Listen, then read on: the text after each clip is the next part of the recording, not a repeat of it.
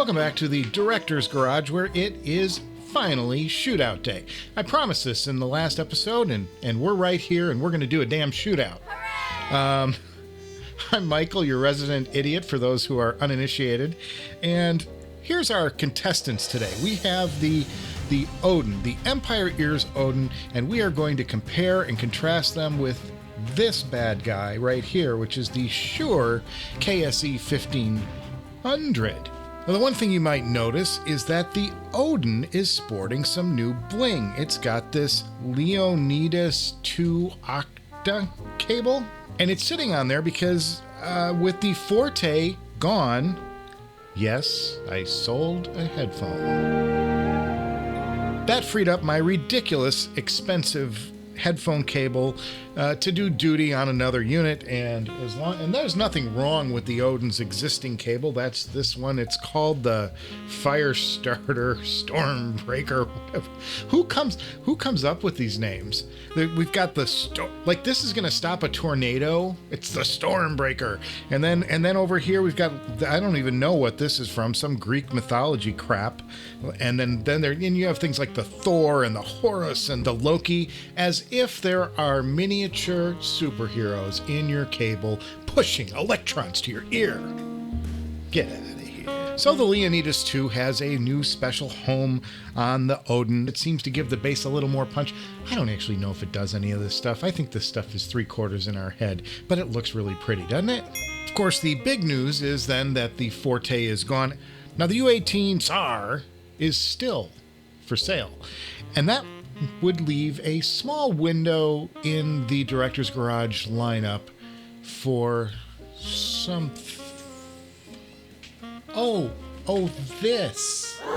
This, yes.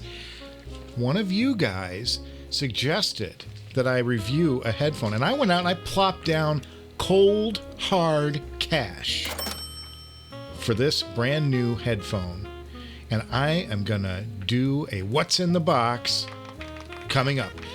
Now, I've already promised the Verite 5-pad flight as the next video. But if you'd like to see this box unwrapped in the next episode, we can move the What's in the Box episode up one, but it's up to you. Put a comment down below, and whatever wins, wins. That's what we'll do. Because you're in charge here, not me. Kind of. But back to the business at hand, and that would be the shootout between this very expensive Odin, which I bought brand new, and the used but lovely KSE-1500 Electrostat. Now, both of these headphones share some common traits. They are both extremely revealing, extremely detailed headphones. There is nothing wrong with either of them. Both of these headphones represent the best of what I've heard in an IEM. Maybe there's better out there, but I ain't heard it. I want to start this by talking about some practical things. Now, I've talked about the Shure and the Y-split and how it's a little up here and a little choky, but in general, I find the Shure to be more comfortable. I think they fit a little better in my ear. The ear tip is not as wide in diameter. They seem to go in with a little more comfort. They sit a little more secure. They mold to my head a little better. So I have to give some comfort up front right to the Shure. The other practicality thing, and that's that you have to keep this charged. You have to keep your digital audio player charged. Look at all those fingerprints. Ew. And then you got to carry both of them together. And these things are not exactly the lightest thing in the world. Not that the Shure Energizer is all that heavy, but you're starting to get into some pretty bulky and kind of cumbersome things. The practicality of having the Odin just plug it into something and listen, there's something to be said for that. And I would add to that the source that you choose for the Shure really doesn't matter. This unit seems to play pretty well with anything I throw at it, whether it's the Canon or the SP1000, or it's my computer through the Hugo TT. This thing pretty much takes anything and it makes it sound spectacular. The best thing I've heard with the Odin is my Macintosh amp, and you know that's the $7,000 setup. Ouch. sounds terrific, and understandably it should for that kind of money. For a portable though, I've lately been gravitating towards this. This is the balanced high output from the Canon N8. It will deliver like 700 milliwatts, some astronomical power numbers, which is more than the Odin would need. However, what I would say is it really drives the bass well. On the bass, there is nothing like this headphone. Now there are more bass heavy headphones out there, but this headphone combines the best attributes of detail, amount of bass, quality of bass, and then quantity down low. The sub bass is amazing on this, and that's probably because there's a dynamic driver that's just dedicated only to that sub bass, which is pretty cool. Awesome. The bass on the Shure is bad. We know it's bad. It's an electrostatic, so it's not going to have great deep bass. But as I told you, you can adjust the loudness through the equalizer, and you can set that on, and that will give you some very nice bass punch. Not anywhere near the bass punch of the Odin, mind you. The Odin is like, that's all you got, and the Shure is sweating to keep up. And it's not keeping up. It's not even close to keeping up. Moving on to the mid-range. The mid-range, I already told you that I believe that the Shure is the finest mid-range in-ear headphone I've ever heard. I would say it's delicate. It just puts it out there, and it floats at you. And the same thing with the treble. When we talk about treble, it's that detail and breaking complex passages down into very beautiful, full, three-dimensional images. These are things that electrostatics do, and I gotta credit the Odin, because whereas in the bass, the Odin runs away with that category, the Shure is just ahead of the Odin. It's not like the Odin is drastically trying to keep up. I gotta say something about the Odin though, and that's that the more that I have used this headphone, either my brain is sort of adapting to it and it's not driving me as crazy as it was, or the headphone is changing. Now, there's a big debate online always about, does break-in really matter? Does break-in not really matter? I don't know. All I can tell you is that the screechiness, that really peaky, annoying top end that was getting me early on the Odin, that made me do all of those different experiments, doesn't bother me as much. Now, did I just adjust to it? Probably, because what else? I mean, I'm stupid. But it may be an actual break-in thing. Who the heck knows? But all I know is that I'm growing into the Odin, and I didn't expect that. Why is that? I don't know. Why is the sky blue? I know the KSE and its fully electrostatic design should, in theory, probably give it better dynamics. But in practice, in the real world, which is why I don't rely on graphs and why I don't rely on charts, in the real world, I think the Odin does dynamics better. Like, it gives me those surprise moments a little bit more. You'll be listening to something quiet and all of a sudden it'll just, something will boom in and it's like, oh, that was a real pleasant, like, surprise. And the Shure doesn't deliver that as much. The Shure is much more like maintaining an even keel of some really beautiful crap. However, when we go to imaging, both headphones excel at being able to place instruments in a 3D space and allow you to really hear location within the 3D space of where a specific instrument is coming from. I have to give an edge to the KSE on that one. I do believe that the imaging is slightly better. But then we move to the next part of that, which is soundstage. The Odin has a noteworthy greater soundstage.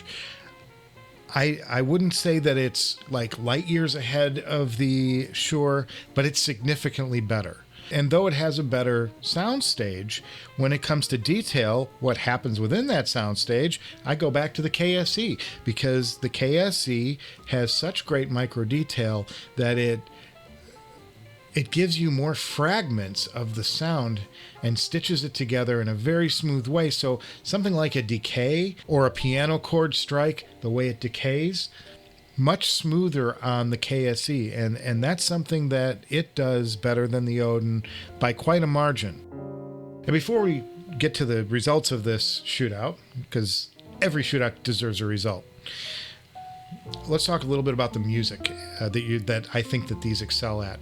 And if you're listening to rock, if you're listening to EDM, if you're listening to anything spicy, if you're listening to hip hop, the Odins are the place to go. With the double bass drivers and the hard kick and slam. I know people hate the word slam, but slam to me is about that feeling that you're getting rattled at the back of your head. The Forte was fantastic at slam. The Shure, not so much. Where the Shure excels is if you're listening to acoustic music, if you're listening to quieter music, music with passages, classical. If you're listening to bluegrass, folk, country, the old school country that I love so much, that stuff is going to just sing on the Shure. The last thing I want to do is share with you a story about a practical experience with the KSE-1500 in the field.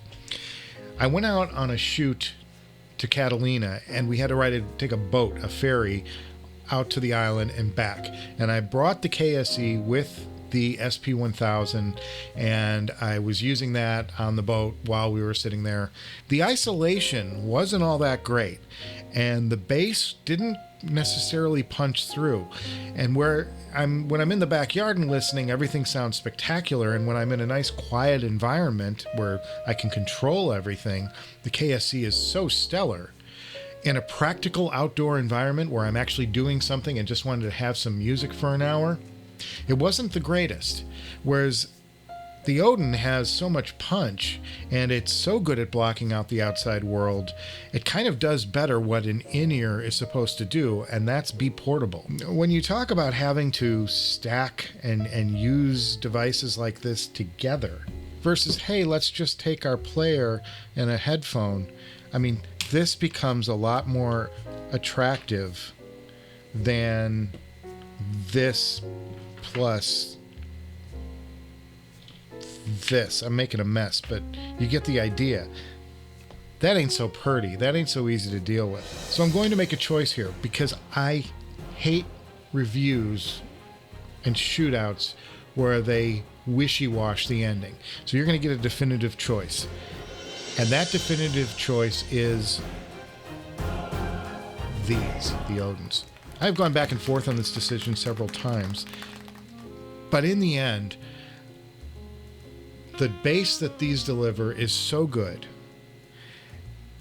and the ease of use of these, the practicality of these is so good, and the fact that these continue to improve as I listen to them,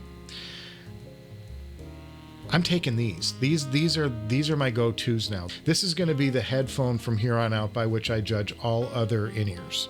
If there's going to be a contender for the champ, and maybe it's in that box, they're going to have to go through this, because this to me is the top headphone in the market right now of the ones that I've heard. But you know what? So is this. I'm keeping both. But if I had to pick a winner, gross. It's going to be this one. And I understand if somebody would say, you're full of crap, and the other one's better. I get that.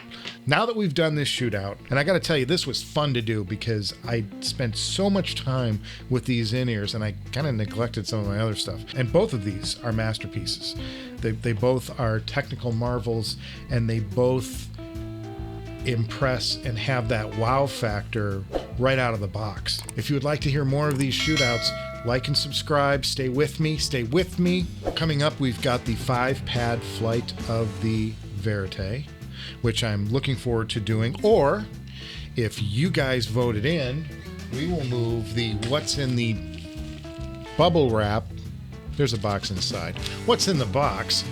We'll move that up one episode, and I'll do that next. Do you know the willpower it takes not to rip something open and just go, I'm going for it? No, I'm holding out. You know why? Because I want to be responsive, and I want to give you the best value for your viewing dollar.